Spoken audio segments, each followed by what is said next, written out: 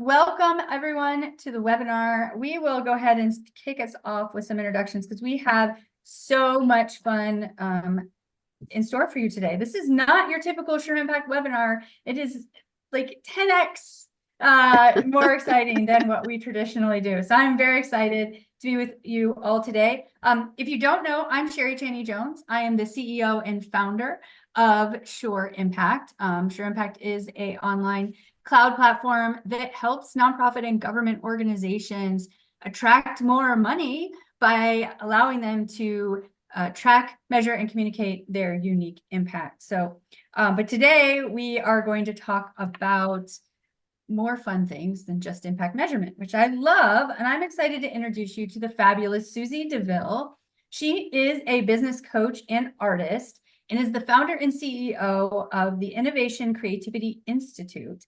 She is on a mission to show how everyone can connect with their intrinsic creativity, hone in on who they truly are and unlock their entrepreneurial potential. Now, I know most of you are working in the nonprofit space, but we'll talk about why you should see yourselves as an entrepreneur.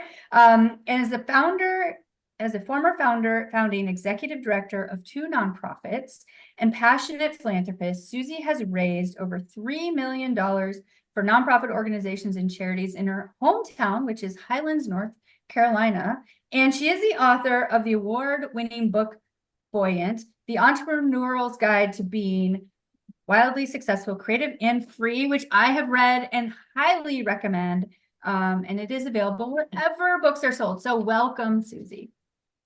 Thank you. I'm so excited to be here, and I am going to just get us started. I'm going to chuck you in the deep end of the pool, but you're going to have water wings and floaties and your favorite toys. It's going to be fun. You're going to need a piece of paper, and it needs to be about an 8.5 by 11 sheet of paper.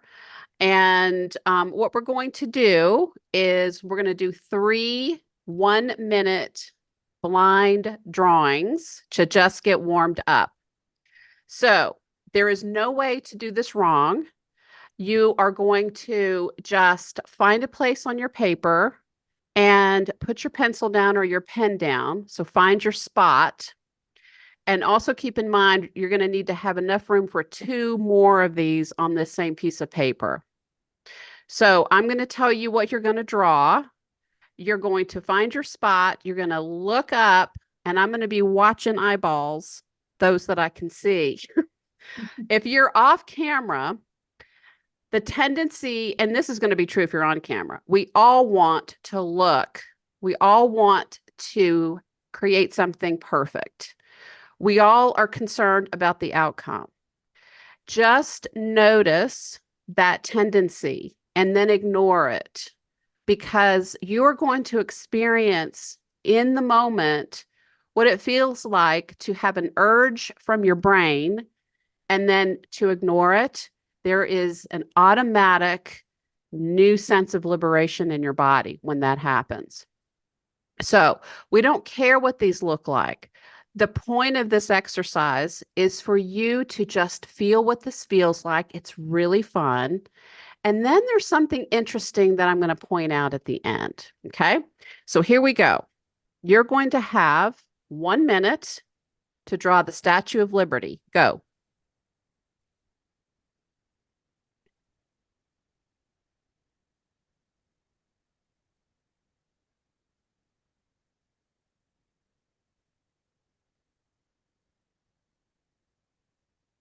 And no peeking at the paper.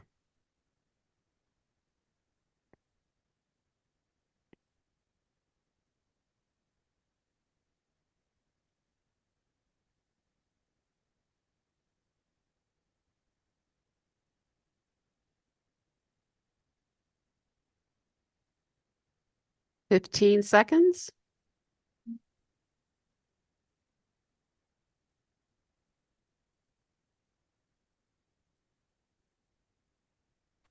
Okay. I see in the chat, Katie's asking about whether the connection is breaking up for other people. Is the audio okay for everybody? Yeah. Okay. All right. Now scooch over a little bit. Put your pencil or your pen down.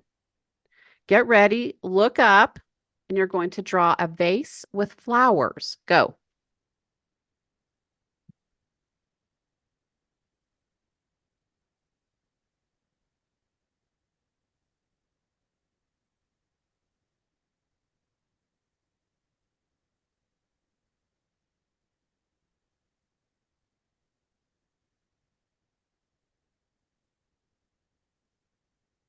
I'm very impressed. Y'all are doing great.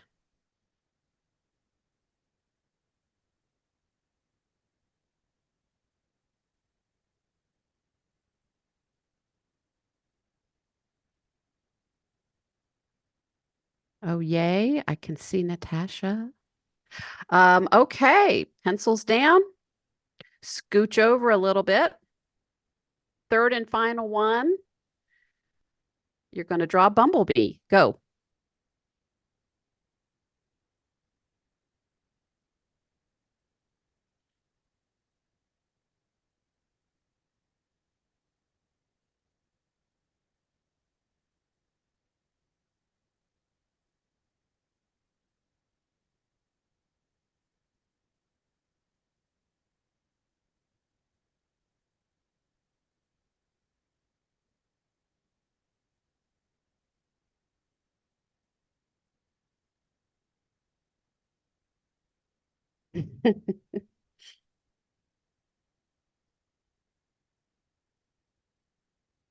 Few more seconds.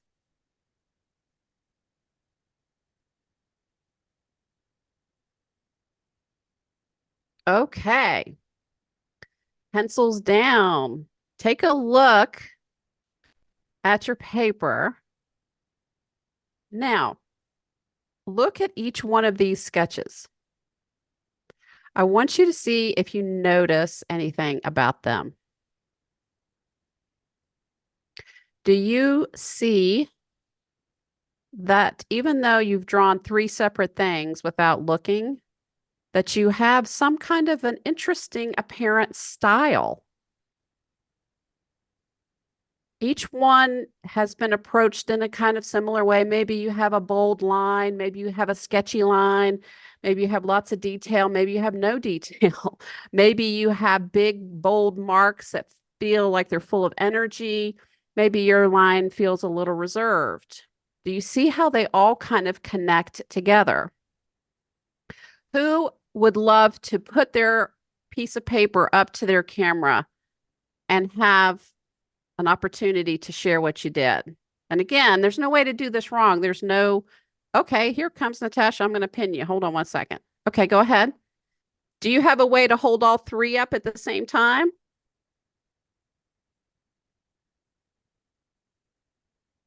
Oh, great. Okay, now scooch back a little bit because your background is blurry. So that blurs the paper. Perfect. Okay, now see, look, this is exactly what I'm talking about. She has a very definitive style. She has a very strong, bold line. She is going for the big picture. Then she comes back in and puts details in. Notice how she's got the detail on the Statue of Liberty. Even though she doesn't even know where she is on the page, she's finding where that belongs. And look at the stinger on the bumblebee. So wonderful. Thank you. Excellent. So the point of this is that we are so programmed to believe that our voice, our inspiration for how to approach something or how to create something is somehow outside of us and it's baked in us. We have innate creativity. You all just created three works of art and you weren't allowed to look and you only had a minute. Pretty impossible criteria. And still, we see who you are in your work. Isn't that incredible?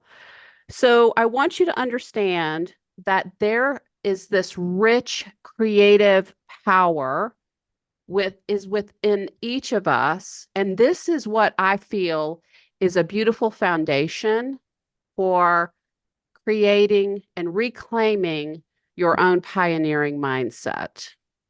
So, why do we care about having a pioneering mindset? Why does that have so many benefits to us in our personal lives and in our professional lives? So, I'm going to get Sherry to weigh in on that first, and then I'm going to pop in.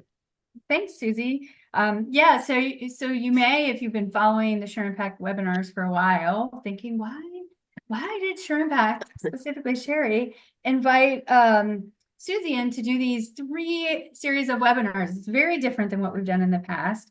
And a lot of it is because the secret to growing high-performing nonprofits start with you, start with leaders, and the way you approach your work.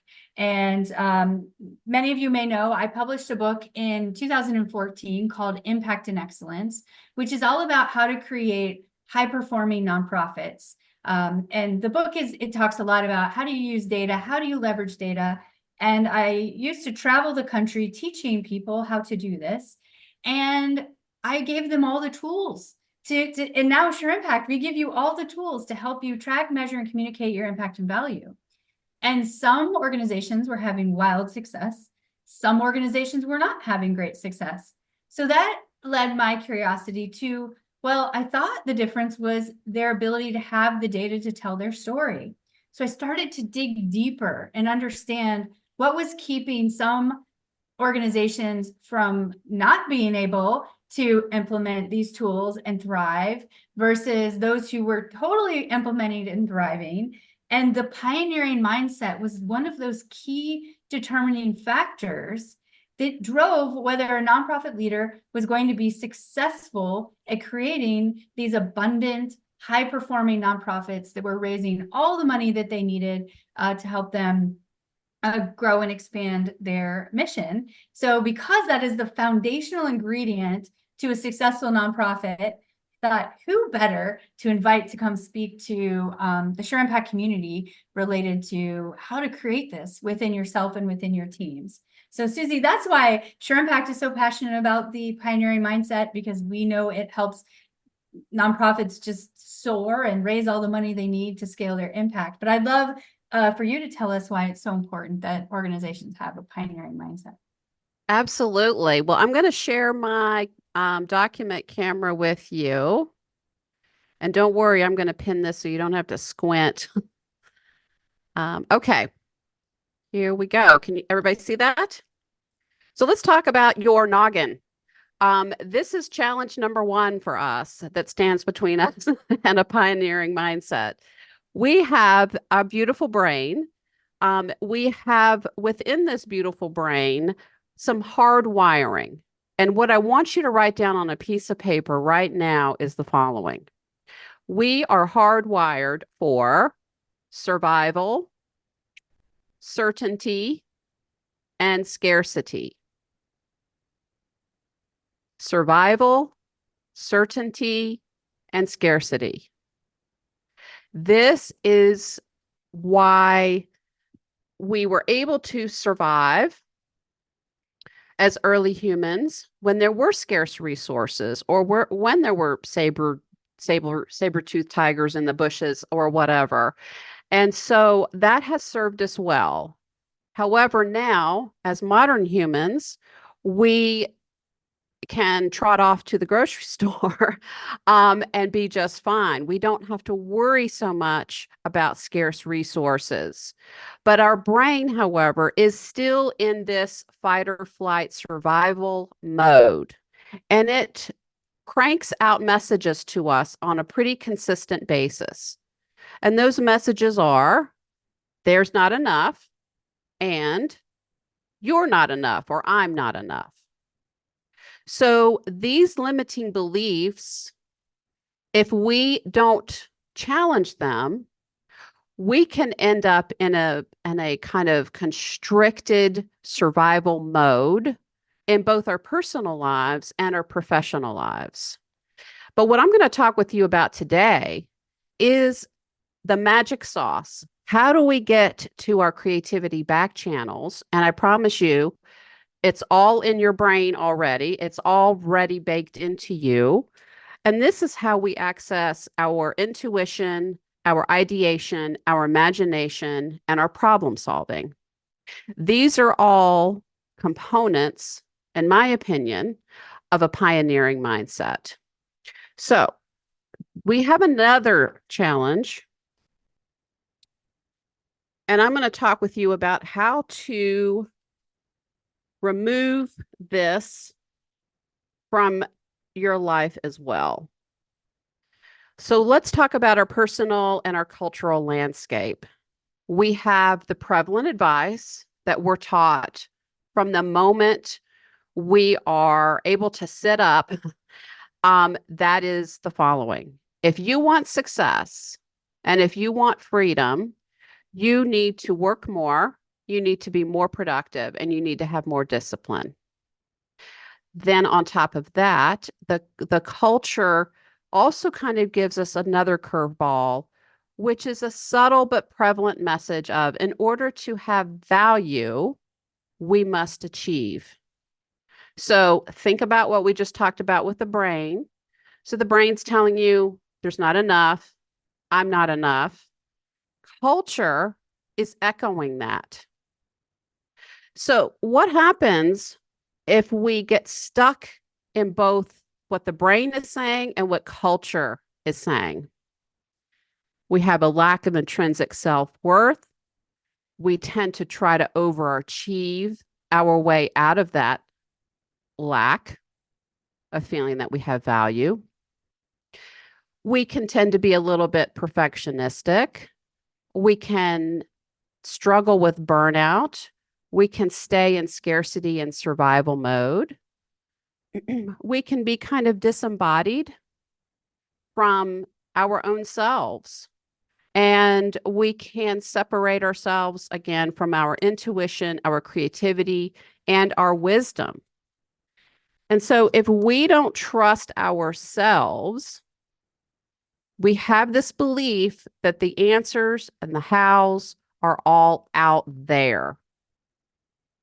And I want to impress upon you today that the answers are absolutely within you. And I'm not saying don't seek out mentoring and reading and experiences and so forth, but I want to show you a really handy trick because I'm going to teach you how to become a whole brain pioneer where you approach things from an adventurous spirit, from a place of energy and possibility, and how you can actually lean into this and call upon it anytime you want.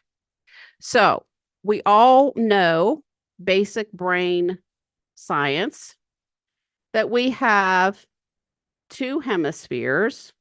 And I know that this research that I'm pointing to, which is Sperry's research, he was really convinced that the left and the right hemisphere had very distinct purposes and activities that happened within each. The newer research is showing that it's not quite as neat and tidy as what Sperry thought. But I want to, for purposes of today, pretend that Sperry is right because I want to prove a point about how we can lean into certain parts of our thinking and behaving. So, for most of us, we are great at the sort of left hemisphere tasks, linear work, analytical, working in sequences. But this kind of influence from the left hemisphere also separates us, has a sort of feeling of separateness from others. It puts me into what I call my clipboard Susie mode, which is my trains run on time and I have excellent precision and detailed work, but it doesn't allow the space for creativity. This is a place of a lot of efforting, controlling, white knuckling, and a sense that we have lots of duty above and beyond maybe what is actually true. Over on the right side, we have holistic thinking, creativity, play. We have a sense that we're connected with ourselves and with others. This is Pioneer Susie over here. There's adventure, surrender, allowing, imagination, ideation, and intuition. So we're going from survival to creation, narrow focus to an open focus. So because we're so great at this, this is our life in school here, right? And this is what tends to follow us into our professional work. Some of us who play around with making things, creating things, music, art, etc., spend time over here. But a lot of us are over here the vast majority of the time. So I'm going to show you some easy ways to put yourself over in this world and create kind of a practice around it that doesn't take up heaps of your time, nor does it require lots of fancy resources. Okay, so I'm going to stop there just for a second and let me come back to you. And I want to check in. Does anybody have any questions up to this point? Anything to do with brain, culture, left and right hemispheres? Okay. I'm going to now take you into how we start to break out of this sort of prison, for a lack of a better way of saying it, of being in burnout mode. So there is a gentleman who wrote a book, which is one of my favorites, Paulo Coelho, who wrote The Alchemist. And he's written tons of other books as well. But what I love about what he has said about inspiration is that it really sets us free. So what he believes, so here's our person, and here we are. He says that we can breathe in. So when we inspire ourselves, we can breathe in beauty, art, nature, being with people we love, doing what brings us alive. So literally breathing in, inspiring yourself. And then what comes out, what we expire, is our creativity. But here's what happens to us. Most of us are excellent at this. We just give and give and give and give. But we're not stopping to do these things. If you create a very simple way to make sure that you're literally breathing in what brings you alive and doing those things, then you're going to have key things for a pioneer: willingness and a sense of possibility. The other thing is energy.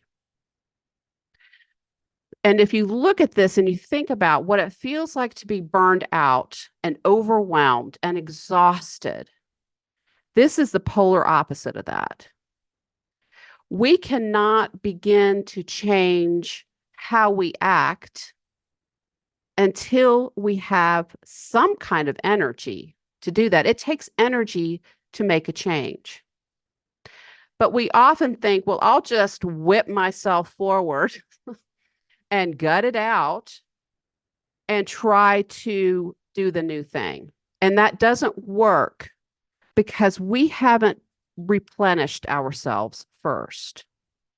So before we start to do anything that requires this sort of more courageous version of ourselves, we have to be kind to ourselves first and give ourselves rest. Put ourselves in the woods or on the shore or near the lake. Take a walk. Go to the museum. Hang out with people you love and your friends and colleagues. And bring yourself to this place where you fill the well back up with this sense of possibility and purpose. If we want to inspire other people who are within our organization or those who we're trying to inspire who are potential funders or potential volunteers, we have to inspire ourselves first. We can't do it from an empty bucket. Okay. So now it's time for you. I'm going to come back to you guys. I would love it if you would take out a piece of paper and you can write it on the back of your bumblebee or another sketch. I want you to think about this question. What did I stop doing that brings me alive when life got busy? And I want you to spend about 3 minutes, just do stream of consciousness writing. Really, you can do bullets. You don't have to write complete sentences, but try to get as many ideas as you possibly can. 3 minutes.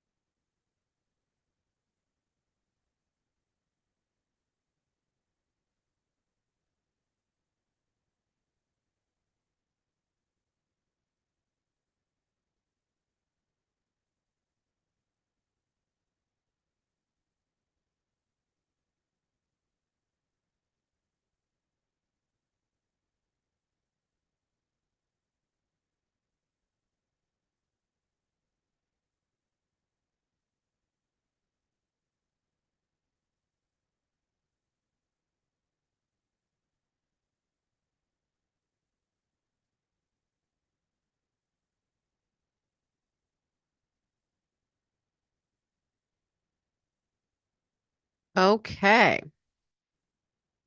Did anything come up that was a little surprising?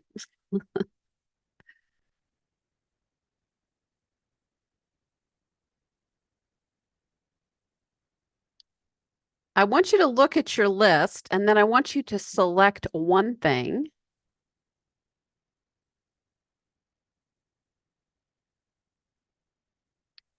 and make a commitment to go ahead and bring it back.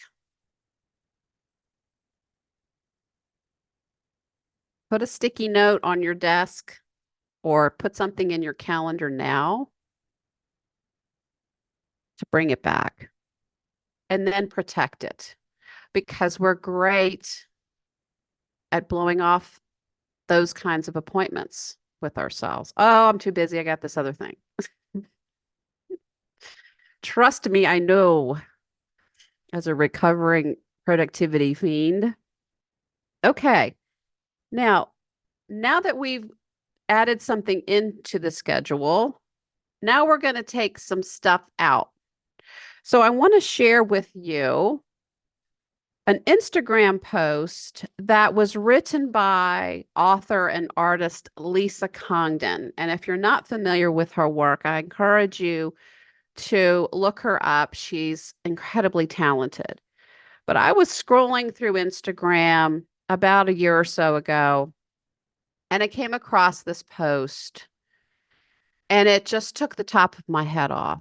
I find it to be one of the most compelling cases for subtracting things from your life. And she calls it loud quitting. So I'm going to invite you to close your eyes and I'm going to read this post to you. It's not going to take long, but I want you to listen to what she's saying.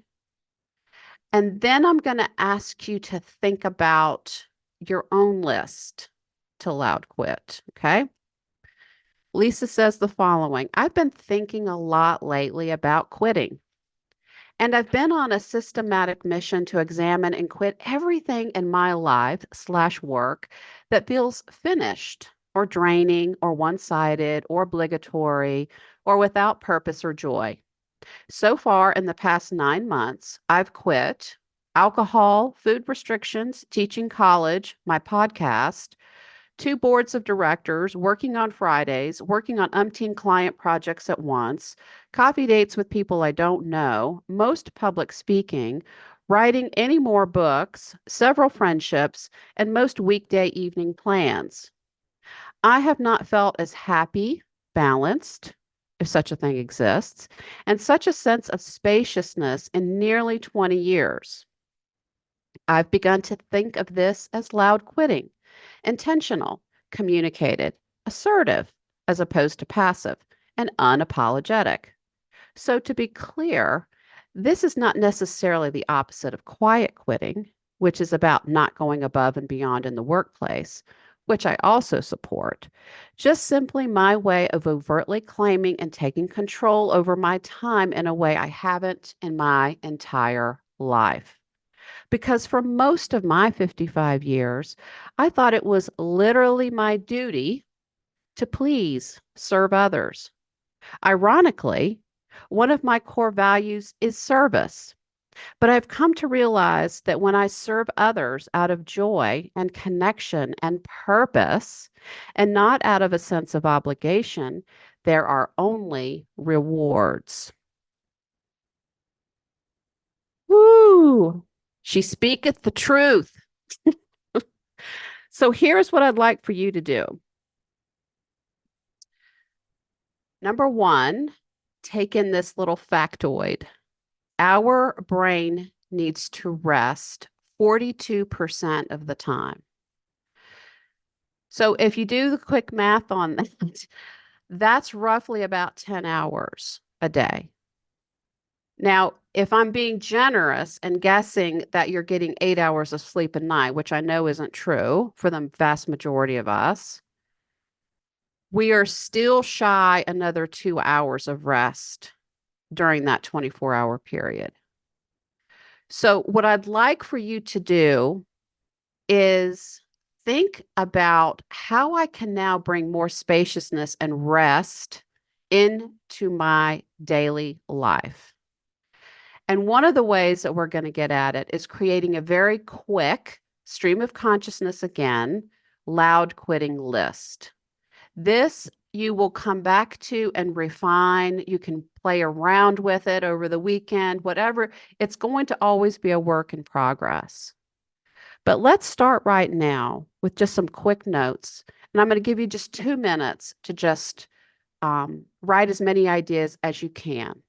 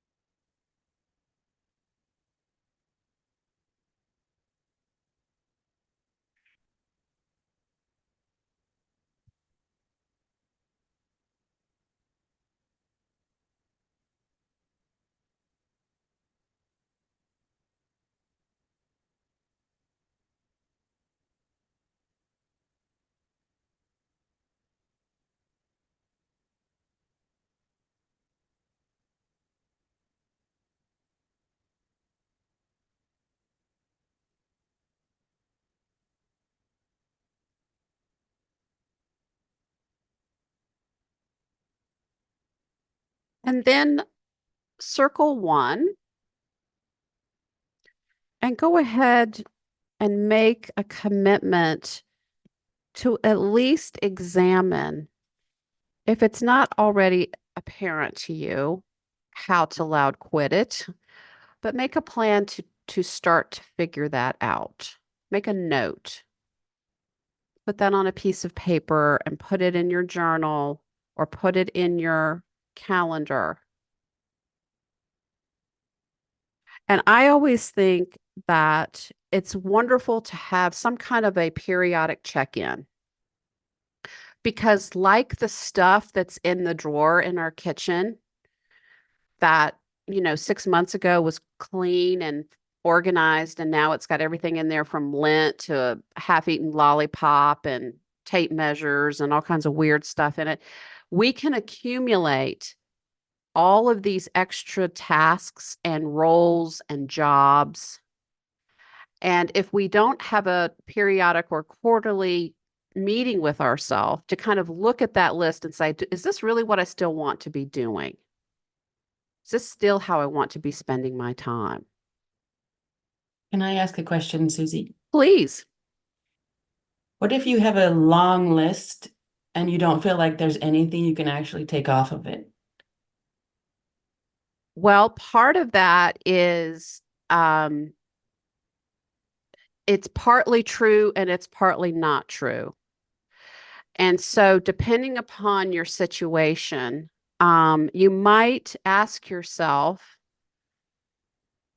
do I believe that's true because I believe I have a certain kind of duty to do something when in fact maybe I don't?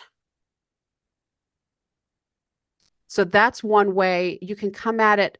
I'm glad that you've got it all on paper, because now you can start to examine it and see, okay, what maybe is there anything on here I can trade off? Something that I would enjoy doing that frees me up energetically, and take something that's on somebody else's list off of them. Or where am I believing something that's maybe not true about feeling like I can't take something off the list? And I've certainly been, when I was in my nuclear winter period, I had a big fat list, and there literally wasn't at that particular time anything I could take off of it because I was in a kind of a crisis situation. So that I'm not saying it's never true, but it's not always true forever. That makes sense. Yeah, thank you.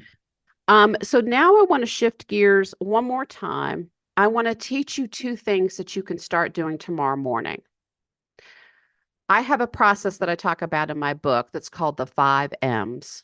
And I'm going to just teach you 2 today because we don't have time to do the whole thing. But I want to teach you the first one, which is morning pages, which is the brainchild of author Julia Cameron. And this is 3 pages of freehand writing in the morning where you're essentially just dumping the contents of your brain onto a page.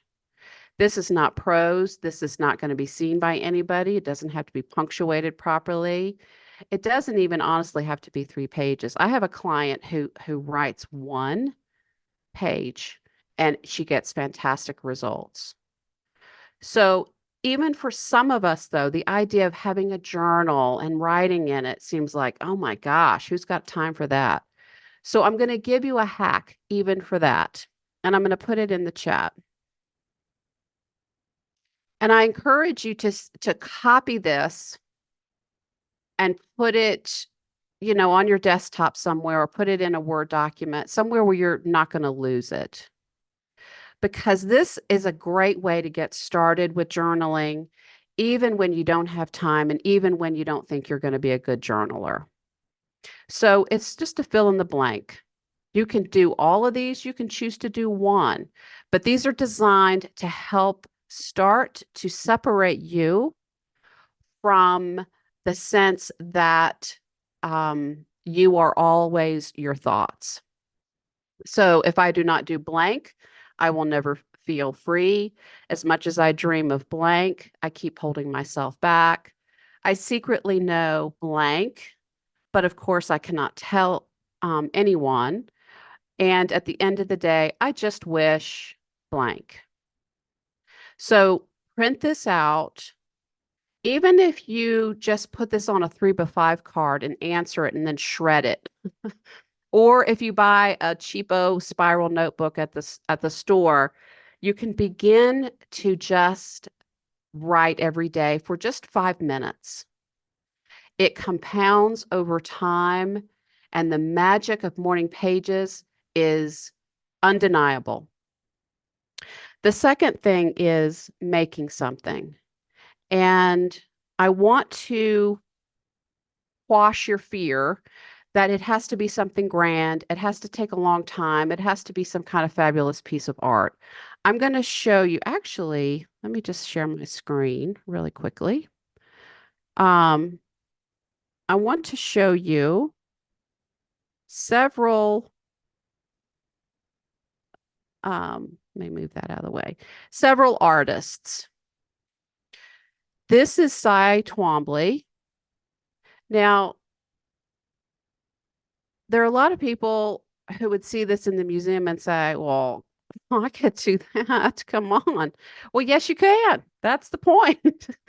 And I want you to know that you can start with a cheapo journal and some crayons, and you are good to go. You can take this as far as you want, but the point is you're moving your hands and you're spending a few minutes every day crossing a threshold into another state of being. And when you let yourself just make wild marks, you engage a part of your brain, which I call your creativity back channels. And it has this mysterious and magical way of unlocking our best thinking. And I'll tell you just a super fast story. I did a creativity class with some folks last fall. I published my book in the fall of 22. People have naturally been asking me, when's the second book? And I hadn't even up to that point even started thinking about it. I did this creativity class. We painted for a bit together. We finished the class. I got up to go wash my brushes. I'm halfway to the sink, and here comes, I'm not kidding, book number 2 in rapid fire. I had to drop the brushes, run to pick up some paper and my phone to try to type notes, write notes to capture. It came out of literally nowhere, but actually, I do know where it came from. It came from my time actually spending time making something. And that's how it works. It's very reliable. Here's another piece of art. And another. And one more. So you can actually get a kid's set of watercolor paints and a couple of cheap brushes and go to town. I encourage you to try this. And you can choose if you like cooking, you can choose gardening, you can choose cross stitch, whatever, but you got to be moving these and devoting that time without a whole bunch of other stuff going on so that you can go into this zone and light up these parts of your brain that typically don't see a lot of illumination. I'm going to stop here now and check to see who's got questions because I have given you the fire hose of creativity. Who has questions? Anybody? Okay, I'm going to give you one more thing. This is another interactive exercise. Again, there's no way to do this incorrectly. I am going to do this with an index card. You can do it with a scrap piece of paper. You could do it with a Post-it. Okay. This is called a neurographics exercise. And all you're going to do is draw a rectangle or a square. And in that box, you're going to make some lines going through it. It obviously does not have to be fabulous. Then I want you to make some little connections where the lines intersect. Just kind of make little nodes.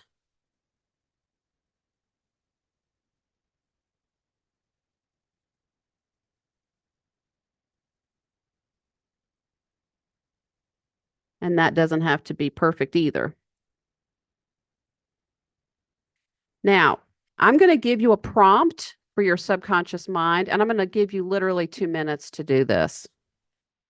I want you to ask yourself, I'm going to give you a drawing exercise for this. While you're drawing on here, I want you to ask yourself 2 things. What do I really want and why? And you're not going to write anything yet. You're just going to give that job to your subconscious mind and get a pen or a pencil. And now for 2 minutes, fill in each one of these cells with little patterns, however you want to do it. What do I really want and why?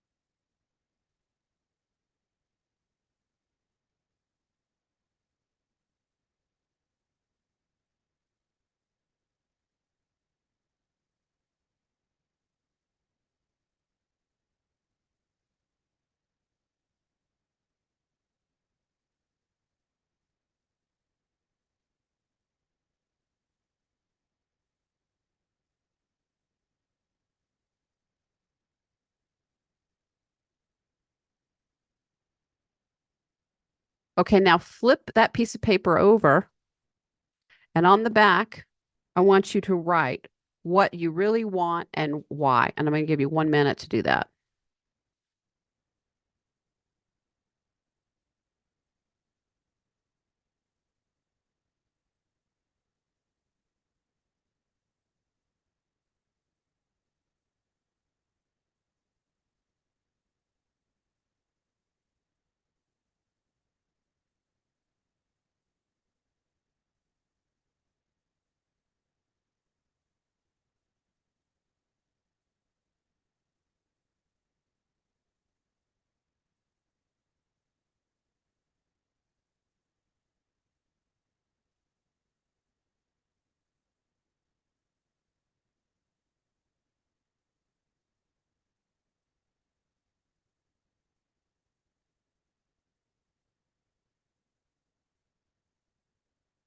Okay. How'd we do? Did anything interesting come up?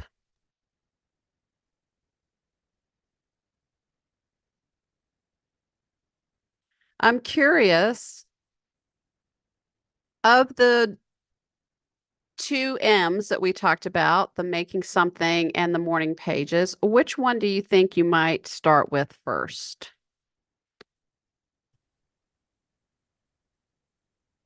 Anybody? Morning pages. Morning pages. Yes. I like Anybody the else? brain dump. Yes.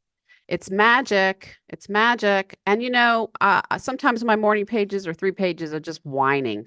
And that's totally great because I get done and I'm like, whoo, ready to go. Okay, I'm going to close out here.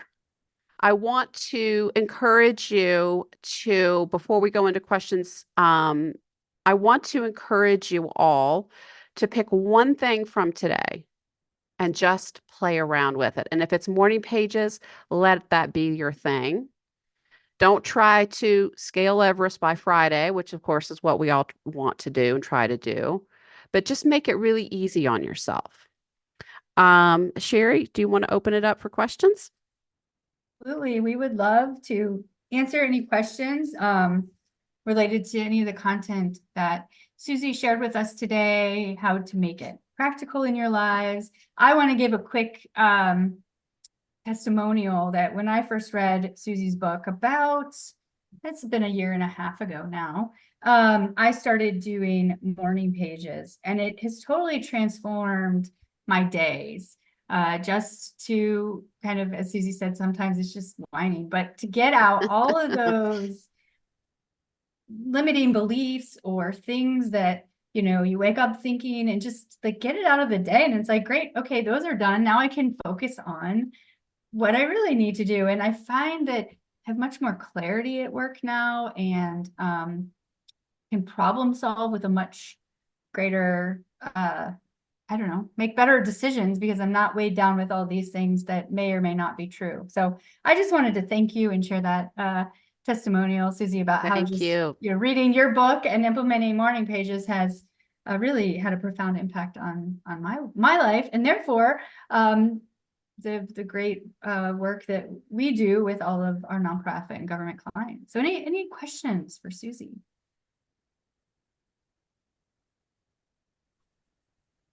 My question would be, can you just trash your morning pages? Because I'd hate to have that like around. That's what Totally. I don't like journals, because I'm always like, I would hate to go back and read something and cringe.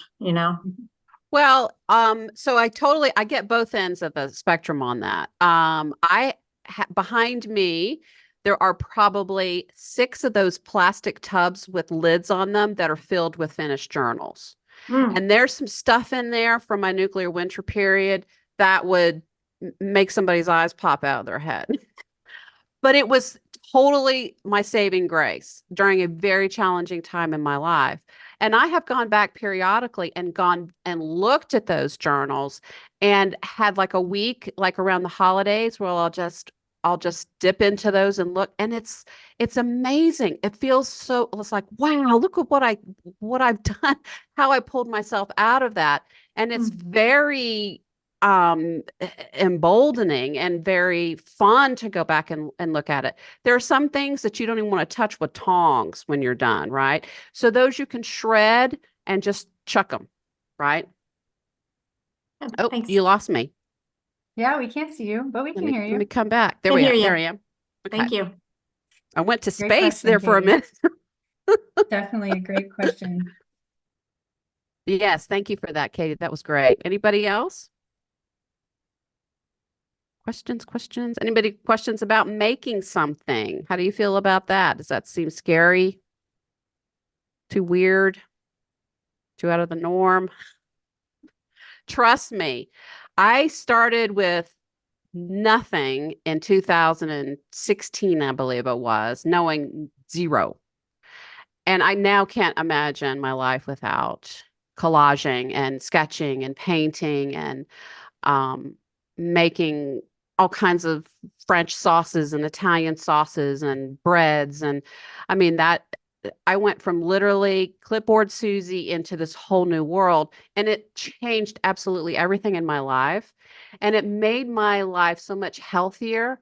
I am able to step into flow and ease. I'm able to communicate my ideas and my passions to people. And as nonprofit leaders, this is what fuels us and what inspires folks to come on board with us and get behind our missions, and to write supportive checks. Looks like, is it yourself? Do you have a question? Martha wants to know one more M. Yes, movement. Let's go with that one. If you can get out, if you're able to move your body and you can get out and take a walk, or you can do a bike ride or Pilates or whatever your thing is, gardening again works great. I get my best ideas. I take a little journal with me every single day when I go on a walk. I literally wrote my chapters standing in the middle of the woods in a little pocket journal.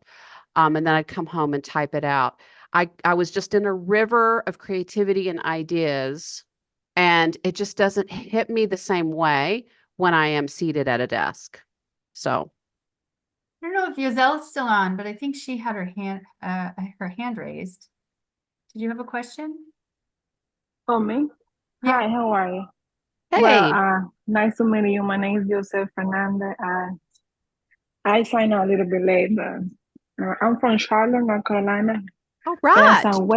Renaissance West Community Initiative. And I just want to share a little bit about that was great what you say right now, the information you provide about how can we inspire ourselves. I have my journal. I have like 7 journals. So I started writing when I was 15 and I stopped for a while. Like the question that you say, what did I start doing? What bring me? So I was thinking like, I started writing. And then it came back when I became a mother. And that will help me a lot. Like write my thought, how I feel. Even if I want to write a letter to somebody that made me mad, or even my partner, I just write, and that made me feel great.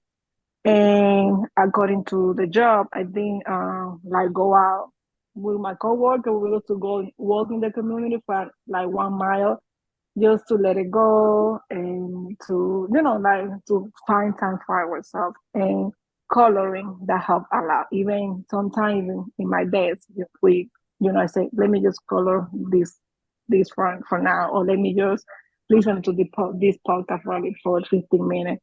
So because as you say, if we are not inspired ourselves, how can we provide the best how can we inspire other people? How can we serve other people? So I mean, taking care of myself, and it's great that there are, support and resources like we can have that in order to do better to our community. I just want to say that. And thank You you. are amazing. This is such a Well, my wonderful. English not that fluent, but I did my best. You're really in it. You really understand, and you're paying attention to yourself too, right? You are very self-aware, and that plus empathy makes such great leadership. So good for you. Well done. Yeah. Looks like we're at 2 o'clock, so I do want to be respectful of everyone's time.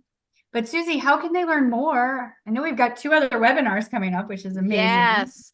So let's just tease webinars 2 and 3. The second one is going to be on storytelling and fundraising, and it's going to be so great. You're going to walk away with lots of great items and things that you can put into action right away.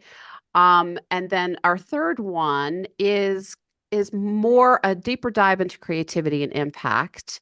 And we're going to tease this into something else that you can take with you and apply immediately. So very action oriented and very practical information, but also lots of fun. So I hope that you can come and hang out with us during the next 2. If you'd like to learn more about my work, you're welcome to go to, I put the link in the chat where it says Susie's Free Tools.